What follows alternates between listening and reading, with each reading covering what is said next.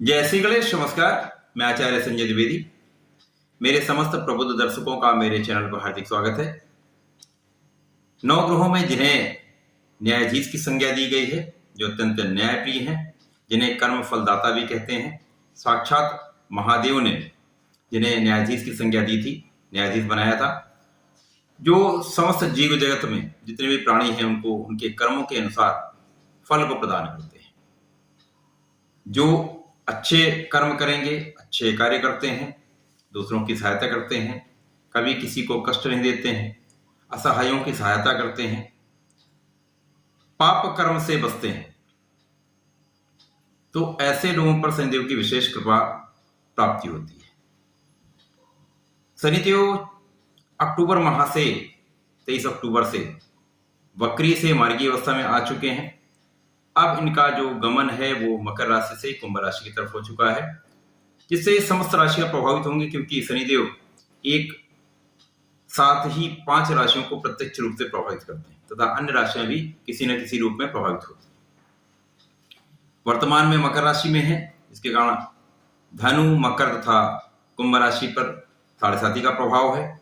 इसी प्रकार से मिथुन तथा तुला पर ढैया का प्रभाव है। अब जैसे ही इनका मूवमेंट कुंभ राशि की तरफ होगा, ये कुंभ राशि में प्रवेश जब करेंगे तो यहां से इनके साढ़े साथी के प्रभाव में भी परिवर्तन हो जाएगा, साथ ही साथ ढैया के प्रभाव में भी परिवर्तन हो जाएगा। आज मैं मिथुन राशि के लिए मार्गी शनि का क्या प्रभाव रहने वाला है, किस प्रकार के लाभ मिलने वाले हैं, किस प्रकार का लाभ शनिदेव दे रहे हैं तथा कहां पर सावधानी रखने की आवश्यकता होगी, किस प्रकार का शनिदेव का ये मार्गी काल रहने वाला है, इसके बारे में संपूर्ण विवरण मैं देने जा रहा हूं।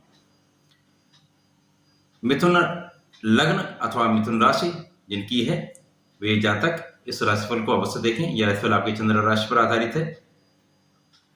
शनिदेव वर्तमान में मिथुन राशि के लिए अष्टम भाव में गोचर कर रहे हैं। अष्टम भाव जो कि क्षय का भाव है, मृत्यु का भाव है। शनिदेव यहाँ पर अष्टमेश भी हैं, यहाँ पर भाग्य के स्वामी भी, भाग्येश भी। तो भाग्येश का अष्टम भाव में जाना कहीं न कहीं भाग्य को निर्बल निश्चित रूप से करता है, परंतु ये स्वयं अष्टमेश भी हैं तो कहीं न कहीं क्षतिपूर्ति भी होती है। शनिदेव चूंकि अष्टमेश हैं, अष्टमेश का अर्थ यहाँ पर ये मृत्यु भाव है, तो मृत्यु भाव का स्वामी, अष्टम का स्वामी अष्टम में होगा, तो यहाँ पर आयु की क्षरण में कमी होगी, अथवा इसको इस तरह से कहते हैं आपके आयु की रक्षा होगी। तो शनिदेव यहाँ पर आपकी आयु की रक्षा करेंगे। शनिदेव जब यहाँ पे होंगे तो आपके विशिष्ट ज्ञान में वृद्धि होगी, विशेष प्रकार का आपका ज्ञान अर्जन करेंगे, अध्यात्म में वृद्धि होगी, आध्यात्मिकता का आपको लाभ भी मिलेगा। जो लोग आध्यात्म से संबंधित कार्य करते हैं उनको बहुत लाभ मिलने वाला है। इसी प्रकार से जो लोग सुपर स्पेशलिटीज उनमें कार्य करते हैं या रिसर्च करते हैं तो उनके लिए अत्यंत शुभ यह रहने वाला है। बहुत लाभ लेने वाले, बहुत अच्छा यहाँ पर करने वाले, उनको सफलता मिलने वाली। शनिदेव जब यहाँ पर इनका मूवमेंट भाग्य की तरफ अब हो चुका है तो ये अष्टम भाव में रहते हुए अब कहीं ना कहीं आपको भाग्य का भी लाभ देना प्रारंभ कर देंगे, क्योंकि शनिदेव बहुत स्लो हैं, बहुत धीमी गति से गमन करते हैं, तो इनका फल 2-3 महीने पहले से ही आना प्रारंभ हो जाता है। तो ये भाग्य का भी आपको लाभ देना प्रारंभ कर देंगे। तो यहाँ आपका जो भाग्य है वो भी साथ देने लगेगा। अष्टम में होकर इनकी दृष्टि का प्रभाव दशम भाव पे होगा, तो अभी तक जो कार्य क्षेत्र में आपके कहीं ना कहीं कठिनाई आ रही थी, जो अवरोध आ रहे थे, समस्याएं आ रही थी, उनमें धीरे धीरे से आपके सुधार होना प्रारंभ हो जाएगा। कार्य क्षेत्र में प्रगति होगी, कार्य क्षेत्र में आप सफलता अर्जित करने लगेंगे। कार्य क्षेत्र का स्वामी स्वयं वहां पर विराजमान है। गुरुदेव बृहस्पति जो हैं वो बहुत प्रबल स्थिति में केंद्र में है, हंस नामक राजयोग बना रहे हैं। शनिदेव तथा गुरुदेव बृहस्पति के बीच में समभाव है, तो यहाँ पर तात्कालिक मैत्री भी हो रही है, जिसके कारण ये मित्रवत संबंध बन रहा है। तो जब मित्रवत संबंध बनेगा तो इस भाव के प्रभाव में वृद्धि हो, तो कार्य क्षेत्र निश्चित रूप से आपका प्रबल होगा। शनिदेव की दृष्टि का प्रभाव आपके द्वितीय भाव पर भी होगा, जो कि आपके परिवार का भाव है, आपके धन का भाव है, तो धन का भाव प्रबल होना प्रारंभ। तो जैसा कार्य क्षेत्र में जब प्रगति होगी तो निश्चित रूप से आप धन का अर्जन करने वाले, अच्छा धन का अर्जन करेंगे। परंतु यहाँ पारिवारिक सदस्यों के बीच में कहीं ना कहीं कुछ विवाद हो सकता है, अथवा यहाँ पर बहुत संयम आपको रखना होगा। परिवार से दूरी का भी होना संभव है, अथवा यहाँ पर पारिवारिक संपत्ति का लाभ आपको नहीं मिलेगा। शनिदेव की तृतीय दृष्टि का प्रभाव आपके पंचम भाव पर, ये बहुत अच्छा रहने वाला है, क्योंकि यहाँ पर शनिदेव की उच्च राशि है, तुला राशि है।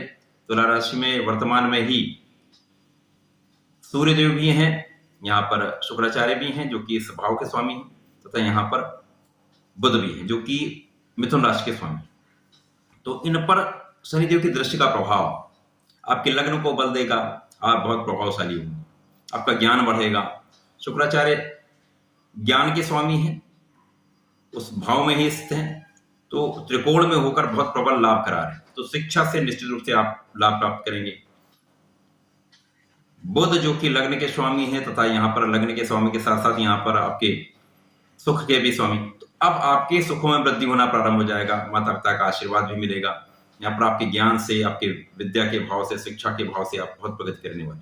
जो लोग शिक्षण संबंधित कार्य करते हैं, मोटिवेशनल स्पीकर हैं, वाणी से संबंधित कार्य करते हैं, लेखन का कार्य करते हैं, कला जगत से संबंधित कोई कार्य करते हैं, अथवा लेखन या आंकड़ों से संबंधित कार्य करते हैं, एनालिसिस का कार्य करते हैं, ज्योतिष का कार्य करते हैं, उनके लिए ये समय बहुत अच्छा रहने वाला है।